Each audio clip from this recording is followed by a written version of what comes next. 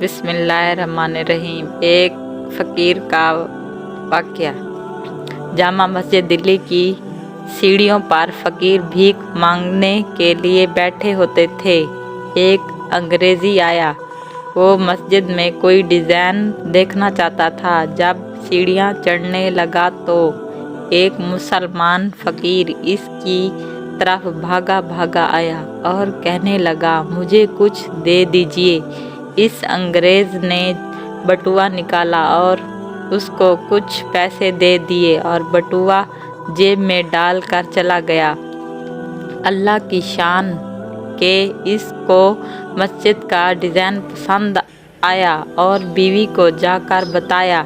बीवी ने कहा, मुझे भी अगले हफ्ते डिज़ाइन दिखाएं। कहने लगा, बहुत अच्छा है। रात को उसे महसूस हुआ कि बटुआ उसकी जेब में नहीं था और वो रास्ते में ही गुम हो गया। इसमें 300-400 रुपये थे। इस ज़माने में महीने की तनख्वाह 1 रुपये या 2 रुपये होती थी तो 300-400 रुपये तो बड़ी रकम समझी जाती थी। खैर, उसने कहा कि अब तो वो गुम हो गया, क्या करूं? अगले हफ्ते वो अपनी बीवी को लेकर दोबारा मस्जिद की तरफ गया। अब जब वो सीढ़ियाँ चढ़ रहा था, उसने देखा कि वही फ़कीर भागता हुआ आया। उसने पहले अपना थैला नीचे रखा, इसमें से उसका बटुआ निकाला और कहने लगा, साहब, आपका ये बटुआ यहाँ गिर गया था। मैंने आपको तलाश करने की कोशिश की मगर आप निकल गए। मैंने इस वक्त से ये संभाल कर रखा हुआ था, आप ये ले लीजिए। जब इसने बटुआ देखा तो इसमें पूरे के पूरे रकम थी।